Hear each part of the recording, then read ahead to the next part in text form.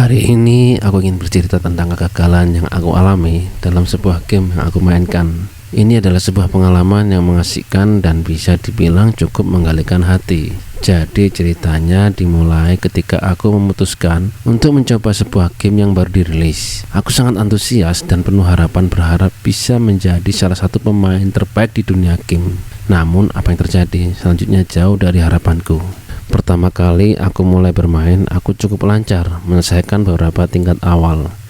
Semangatku semakin memuncak dan aku merasa aku akan menjadi juara. Namun setelah beberapa level, tingkat kesulitan game ini mulai meningkat dengan cepat. Aku mulai merasa kebingungan dan kesulitan menghadapinya. Aku mencoba berbagai strategi dan mencari panduan online untuk membantu mengatasi tantangan yang sulit ini. Tapi semakin aku mencoba, semakin aku gagal. Setiap kali aku hampir mencapai tingkat selanjutnya, aku gagal dan harus memulai lagi dari awal. Rasanya seperti ada dinding yang tak terlihat. Awalnya aku merasa frustasi dan kecewa. Aku merasa seperti aku tidak memiliki kemampuan yang dibutuhkan untuk menguasai game ini. Namun semakin aku bermain, semakin aku menyadari bahwa kegagalan adalah bagian dari perjalanan ini.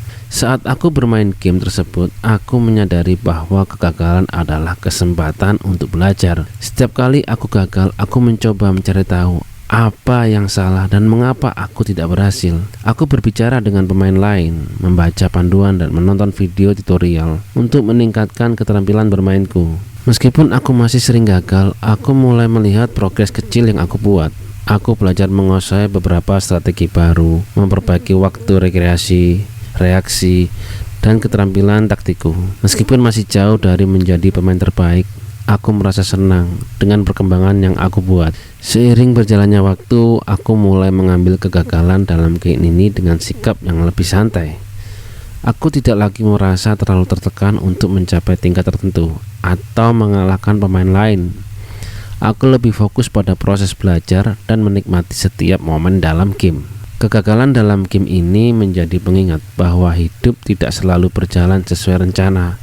Kita mungkin menghadapi kesulitan dan tantangan yang tak terduga, tetapi hal itu adalah bagian alami dari perjalanan kita. Yang penting adalah bagaimana kita menanggapinya dan terus berusaha untuk menjadi lebih baik. Jadi itulah cerita santai tentang kegagalan yang aku alami dalam sebuah game. Meskipun awalnya frustasi, aku belajar untuk menerima kegagalan sebagai bagian dari perjalanan.